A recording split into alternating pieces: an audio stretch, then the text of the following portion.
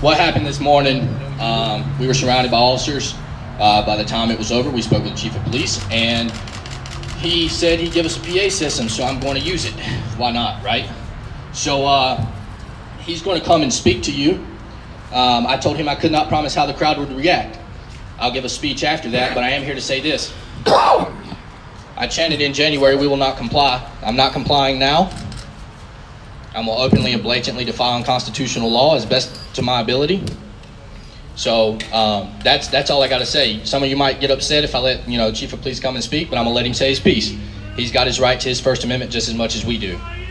So I'm gonna let him say what he's got to say, and you receive him how you do, sir. Hey, I won't take a lot of time up. I did get to talk to Mike this morning. We sat down right over here. It was a long night for me, so I appreciate him spending time They gave me my pistol back. for talking to me. You did give him his firearm back. So for me, let me first say this, that we certainly support your right to free speech. I appreciate the conversation, the good discussion, I guess, that we had. Did tell you we'd have a PA system.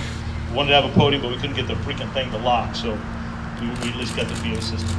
I also wanted to say this, and I talked to Mike a little bit about this morning, that we talked about the situation with Duncan Limp. I want to send my condolences to that family.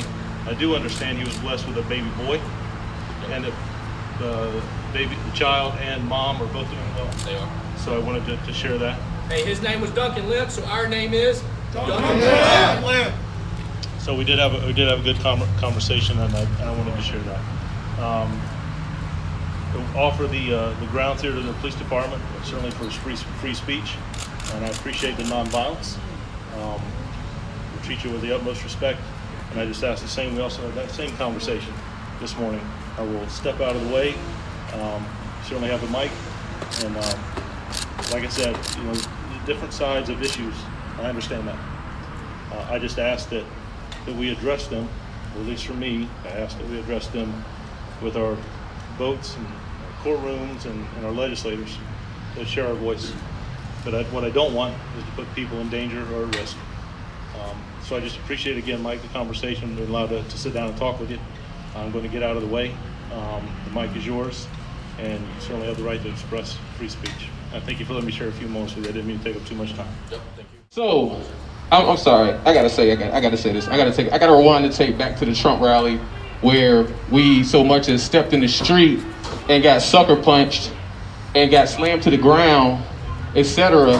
Why was the free speech not exercised at that point? Why were we not able to sit down in this same situation? This is not against us. We're all for the Second Amendment.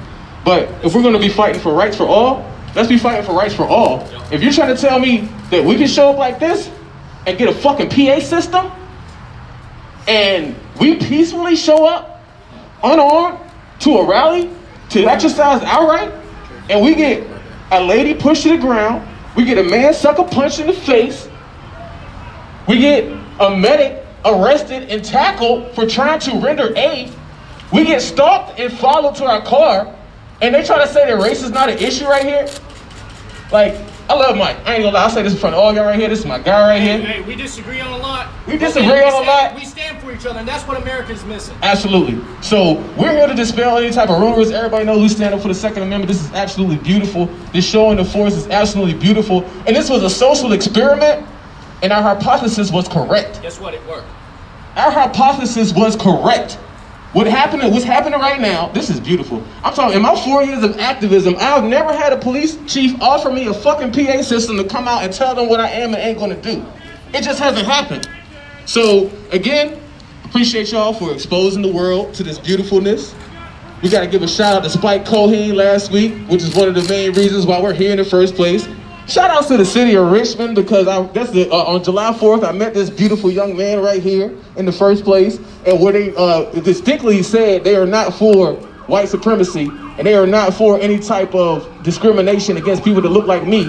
So we only go off experiences in real life. We're not going off of headlines. We're not going off what we read on Twitter. We're not going off what we read on Facebook. We're not going off what we read on CNN and Fox News and MSNBC. We're going off real life interactions. So if anybody has any type of question as to why we affiliate or talk to each other, this is why. Because we're all out here fighting for our rights.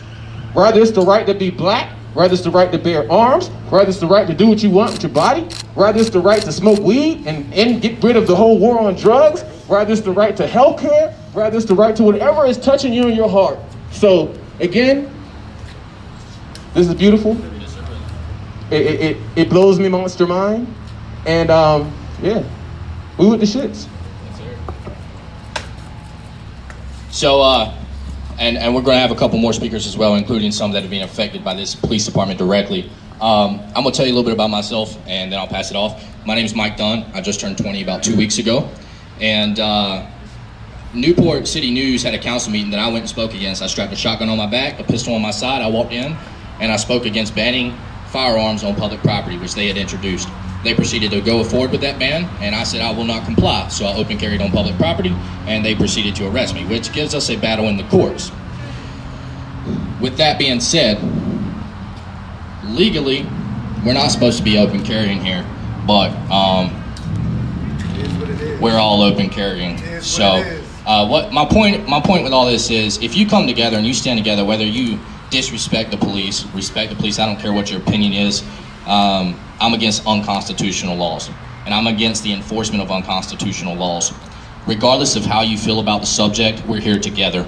We're here standing together openly and blatantly defying unconstitutional city ordinances, and we will keep doing that, and I mean that. I'm glad that we're out here today, and the main reason why that I'm here is because I was here last Thursday when we went to go support Spike Cohen when he was on his bus tour. And when I got out of the car and Mike Dunn approached me, immediately we were approached by the park rangers and then subsequently Newport News Police Department, where they told him to take his firearm off, even though we're in an open carry state. An open carry state, they have a city ordinance that they changed in Newport News as well as Richmond, Virginia, about certain places that you cannot carry. Now, I'm here to say this, that this ain't a black or a white thing. This is a wrong or a right thing. Facts. You know what I'm saying? So, because when we were in Richmond protesting peacefully, and we were getting bombarded by, anti-protesters, peaceful, not rioting, peaceful protesting. We got bombarded by people calling us all kinds of racial slurs, throwing stuff at us, pointing guns at us. And then when we were peacefully protesting, police came out there and tear gassed, guess what? White kids too. Wasn't just Black Lives Matter. It was white kids out there. So I came out there and I said, no, because armed protesters do not get assaulted by police. That's a fact. That is a fact. Now, that is a fact. You know what I'm saying? So I decided to come out there dressed as I'm dressed. Actually, I'm missing one. And let them know, no, you're not gonna harm us for being peaceful. We have the right to speak. We have the right to peacefully protest.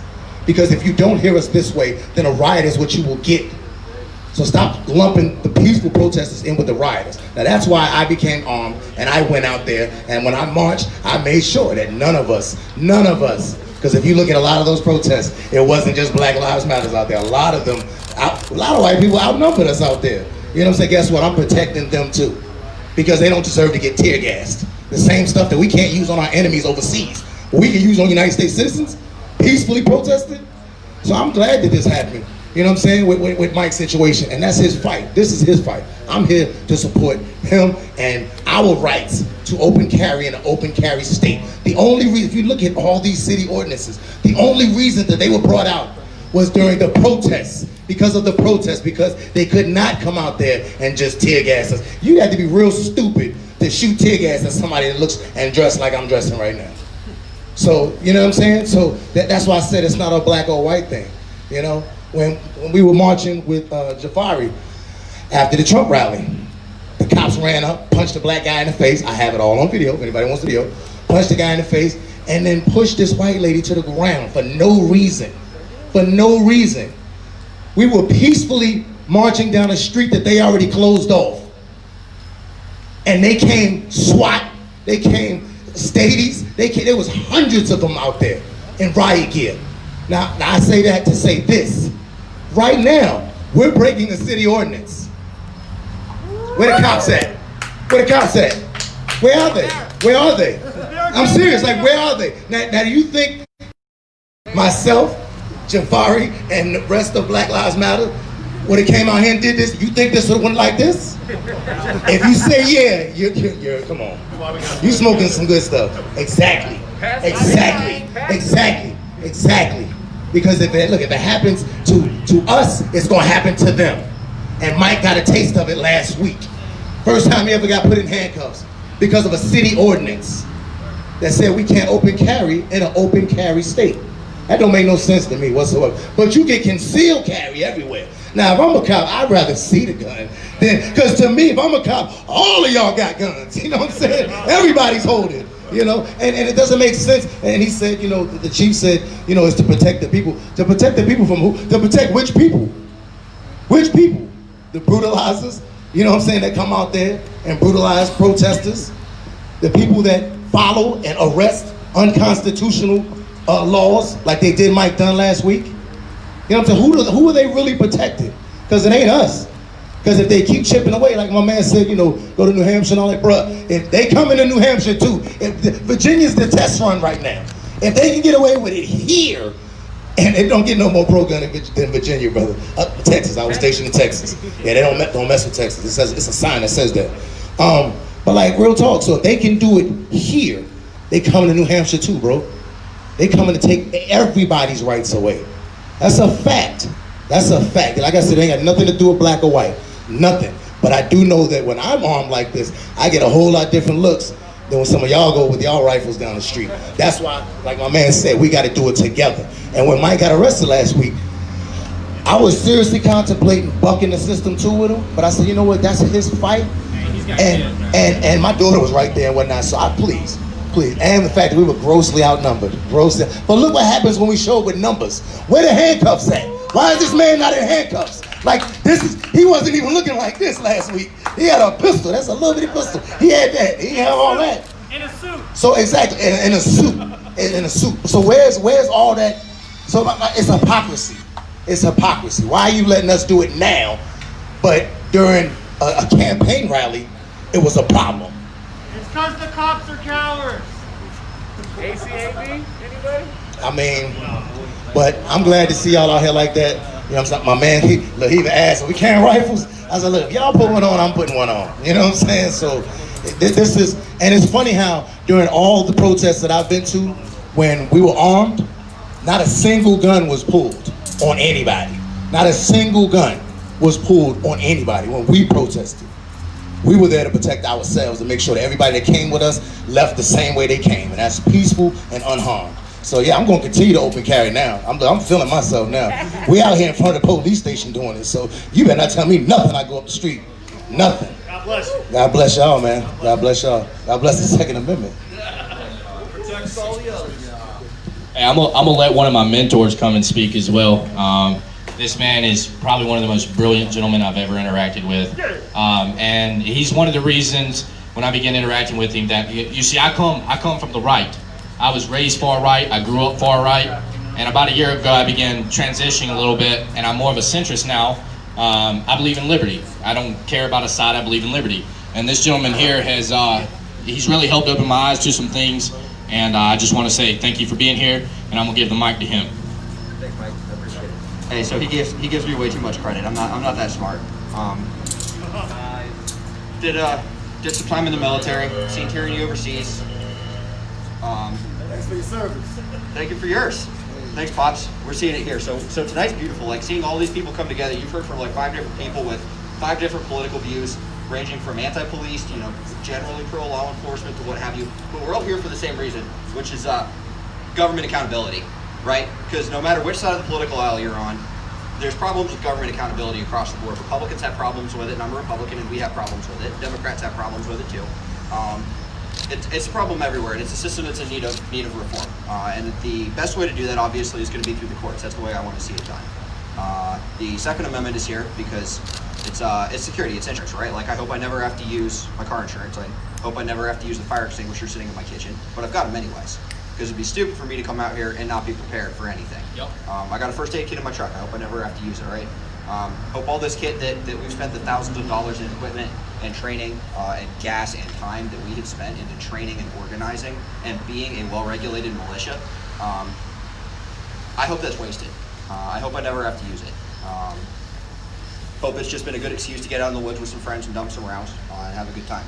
But we organize because that is the only way of fighting the power that is right now.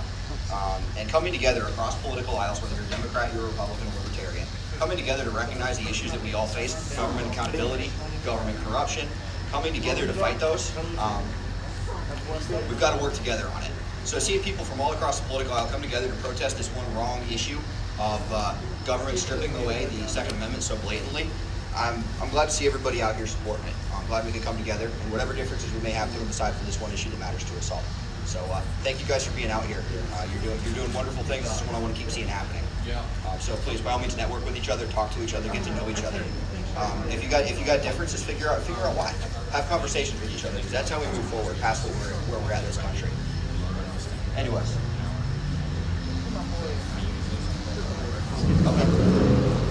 Check. All right, my bad, y'all. So I just wanted to hop up here real quick, a little less angry than when I initially got on. So again, this is about the Second Amendment, and this is about us fighting for this rights. And again, the unity that was brought together, first of all, on Lobby Day in January, we were told, and like I said, I myself, I was, following the Democratic ticket for a long time or whatever, and I'm not here to bash anybody's party.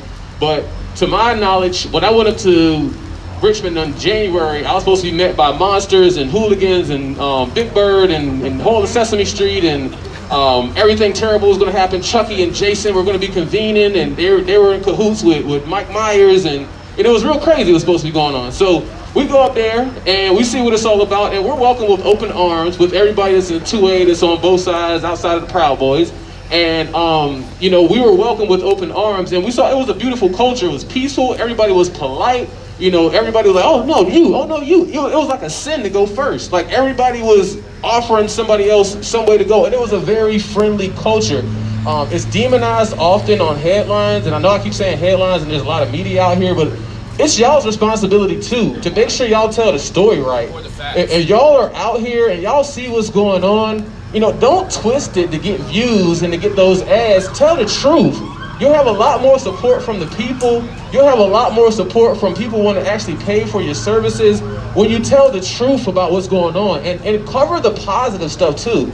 Like if individuals are having school drives and clothes drives and voter registration drives, cover that too. Don't just show up when you see protests, because we know y'all have us on y'all's alerts. Y'all done put me on the news with me without even me interviewing. And I'm like, I'm on the news and I haven't even talked to the news. That's ridiculous. So it's all of our parts. This is all of our America as it is. This is our job to secure the rights that we have fought for all these years, to make sure that we keep these rights. It's all of our responsibility. And us coming together like this, putting away the narrative that everybody is against each other, like I said, it's black versus white, and it's not. It's right versus wrong, which is exactly what Pop said. And right now, we're out here standing up for what's right. When people fast forward the tape, there's going to be a right side of history and a wrong side of history. You're going to be on one side or the other. I praise God I'm on the right side, and everybody out here is too. God bless y'all. I ain't going to talk your head off.